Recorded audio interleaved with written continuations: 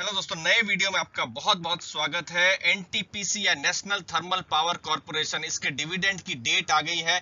Important चीजें हम आपको बताने वाले हैं इस वीडियो में दोस्तों। एनटीपीसी के बारे में शेयर प्राइस बताएंगे, फंडामेंटल्स बताएंगे जो कि आपको जानने चाहिए। वीडियो में हमारा ऑब्जेक्टिव रहेगा वैल्यू आपको दी जाए और ज्यादा से ज्यादा लर्निंग आप कर सके। अगर आप स्टॉक मार्केट में नए हैं तो भी कुछ ना कुछ नए सीख के जाएंगे, नए कॉन्सेप्ट्स को, नई लर्निंग को आप जरूर सीख के जाएंगे, ऐसा हमारा पूरा मानना है दोस्तों। तो लास्ट तक बने रहिए, कोई इंपॉर्टेंट इंफॉर्मेशन छूट ना जाए। तो एनटीपीसी के लिए इंपॉर्टेंट दिन है फरवरी 4 है थर्सडे का दिन। तो थर्सडे का दिन आप नोट करके रखिए, जिस दिन एनटीपीसी के क्वार्टरली रिजल्ट आने वाले हैं। मतलब जो बोर्ड ऑफ डायरेक्टर है उस दिन बैठेंगे और अक्टूबर नवंबर दिसंबर का जो क्वार्टरली रिजल्ट है और जो 9 महीना मतलब अप्रैल से लेकर दिसंबर कैसा बिजनेस चला है उसके बारे में पता चलेगा दोस्तों। ये बहुत ही जरूरी रहेगा, मेरी नजर इस पे बहुत रहेगी, क्योंकि इससे पावर सेक्टर या पावर डिमांड के बारे में बहुत कुछ पता चल सकता है। क्या ट्रेंड चल रहा है, बहुत सारी जानकारी मिलने वाली है।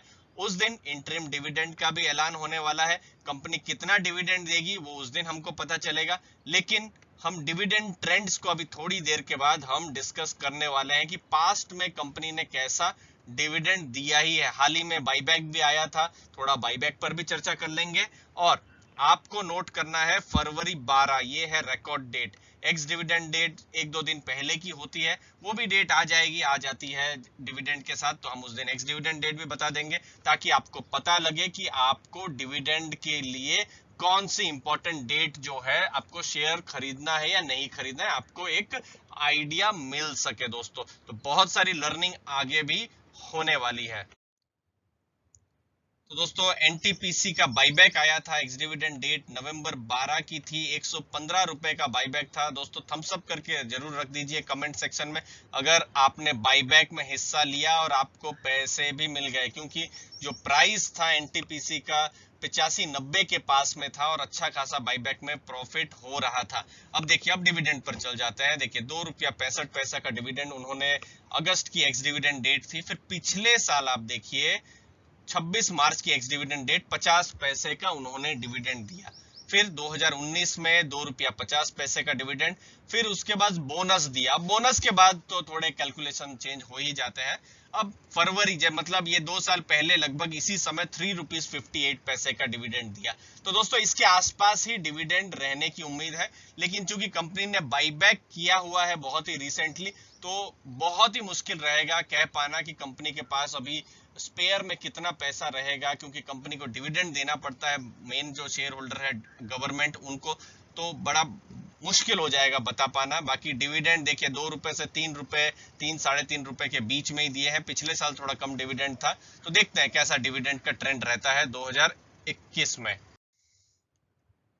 दोस्तों, बोनस से पहले एनटीपीसी का स्टॉक प्राइस भी बहुत ऊंचे लेवल पर था। देखिए 160 180 के लेवल पर हमने देखा हुआ है इसका स्टॉक प्राइस। 2017 एंड 2018 की शुरुआत, जो प्रीवियस बुल मार्केट थी, जब मिड कैप स्मॉल कैप अच्छा खासा चल रहे थे, ये 2017-18 की आप बात देख सकते हैं। ये जो पॉइंट है ये है बोनस कहें उसका, जब 1:5 आपने थोड़ी देर के बाद देखा, थोड़ी देर पहले देखा इनफैक्ट, वो वाला ये बोनस वाला पॉइंट है। बट बताने का यही रीजन है आपको कि एनटीपीसी का जो स्टॉक प्राइस है बिल्कुल अपने शेयर होल्डर्स के लिए अच्छा नहीं रहा है। इसने रिटर्न नहीं दिए हैं। देखिए, स्टॉक प्राइस 75 के लेवल तक गिर गया था, उसके पास भी आ गया था, लेकिन अभी आप 90-91 में देखें तो अच्छा नहीं हुआ है। हमने आईटी सेक्टर, फार्मा सेक्टर, यहाँ तक कि कुछ गवर्नमेंट की भी जो कंपनीज हैं आजकल रिटर्न भी दे रही है, लेकिन एनटीपीसी का रिटर्न नहीं है। अब मजे की बात यह है कि एनटीपीसी का जो बिजनेस है, जो पावर सेक्टर का, जो आपके हमारे लिए बिल्कुल जरूरी है। देखिए, इंटरनेट कंपनियां आगे जा रही है, आईटी कंपनी आगे जा रही है, लेकिन सबको जरूरत है जिसकी, वो है पावर की, यानी इलेक्ट्रिसिटी की। और एनटीपीसी कहीं ना कहीं डायरेक्टली इनडायरेक्टली इन्वॉल्व है। अब ये भी हम आपको समझाएंगे कि क्यों एनटीपीसी को जो बड़े इन्वेस्टर है पसंद नहीं कर रहे हैं, तो वो भी हम आपको थोड़ी देर के बाद डिस्कस करके बताएंगे। बट लॉन्ग टर्म में रिटर्न नहीं दिया है। तो देखते हैं बिजनेस के कुछ डेटा और बाकी के इंपॉर्टेंट डेटा। दोस्तों आपको विश्वास नहीं होगा, अगर ये वीडियो जनवरी 2011, ठीक है, मतलब 10 साल पहले भी मैं बना रहा होता, और ये जो मार्केट कैप आप जो देख रहे हैं 88,000 करोड़ से ऊपर की, उस समय ये मार्केट कैप आपको ज्यादा देखने को मिलती दोस्तों। मतलब रिटर्न जो है 10 साल में नेगेटिव दिए हैं एनटीपीसी के स्टॉक ने। करंट स्टॉक प्राइस 91 के आसपास है जब हम ये वीडियो बना रहे हैं। प्राइस अर्निंग रेशियो बड़ा ही अट्रैक्टिव है, 7 के आसपास है। इंडस्ट्री का 10.9 के पास है, तो ये सब चीज उसको अट्रैक्टिव बनाती है।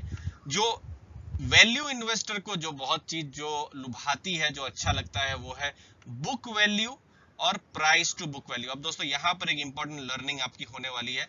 दोस्तों समझ लीजिए कंपनी ने सब कुछ बेच दिया, एसेट, डेट, लायबिलिटी सब कुछ बेच दिया, और उसके बाद हर एक शेयर की जो कीमत है, बहुत सिंपल मैं समझाने की कोशिश कर रहा हूं, तो भी डाउट हो तो जरूर कमेंट सेक्शन में पूछेगा।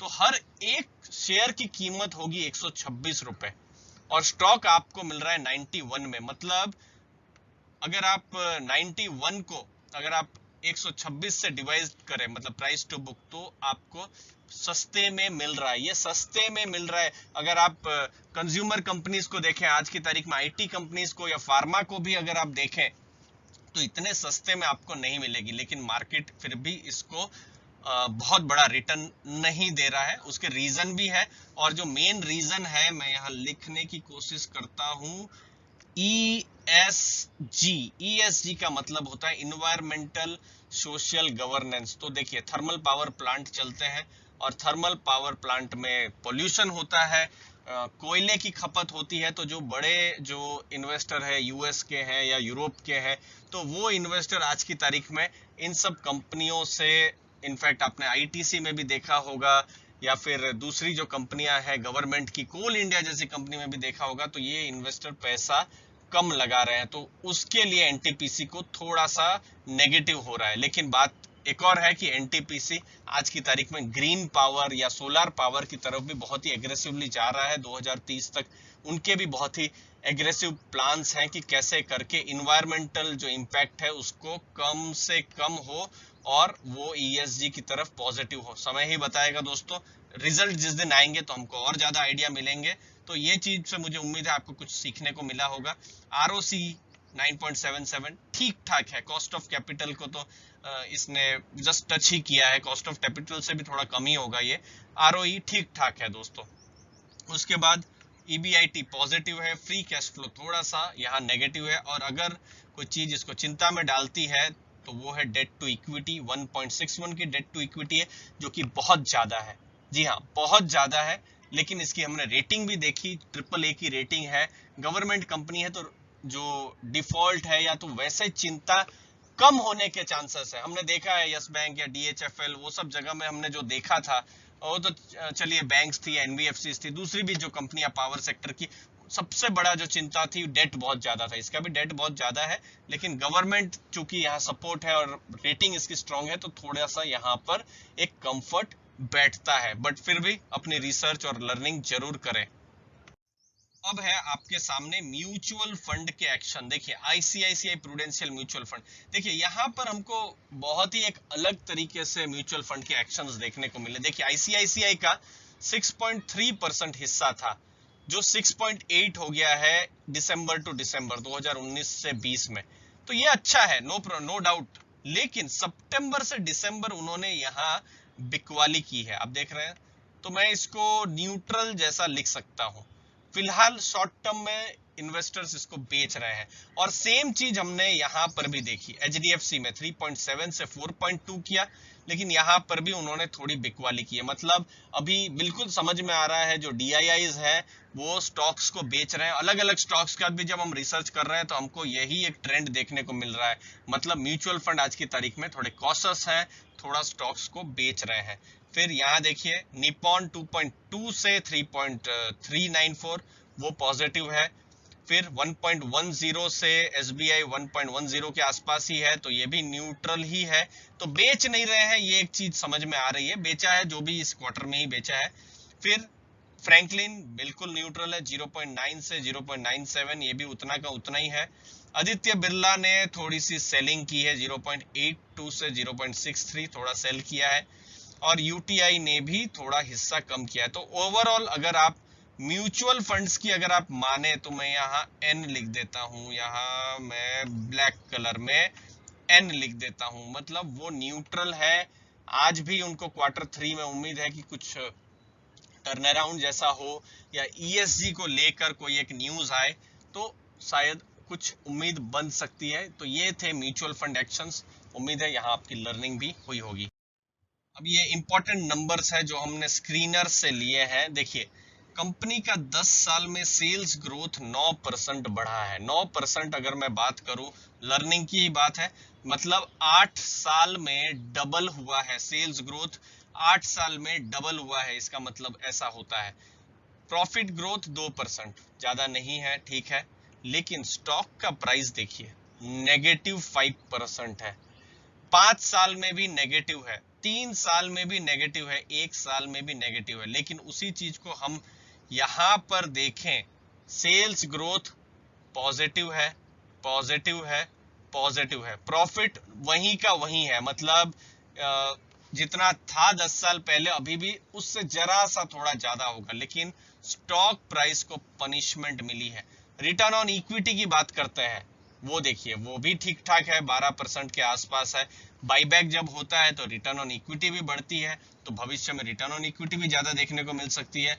तो ये सब कुछ रीजन है जो एनटीपीसी के स्टॉक को कभी भी आप स्टडी करें, या कोई भी दूसरे स्टॉक को दोस्तों आप स्टडी करें, कमेंट सेक्शन में बताइएगा किस स्टॉक में आपको इंटरेस्ट है।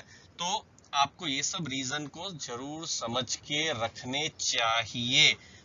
उम्मीद है ये सब डेटा से आपका वैल्यू एडिशन हो रहा होगा, आप सीख रहे होंगे नई नई चीजें। आप गलतियां जो नए इन्वेस्टर करते हैं वैसी आप नहीं करेंगे। आप कोई भी स्टॉक लेंगे तो सोच समझ कर लेंगे, अपने फाइनेंशियल एडवाइजर की सलाह से लेंगे। इंपॉर्टेंट डेटा हमने देने की कोशिश की है, लर्निंग आपकी बढ़ाने की कोशिश की है इस वीडियो में। दोस्तों, आपने अपना समय दिया, उसके लिए बहुत बहुत धन्यवाद।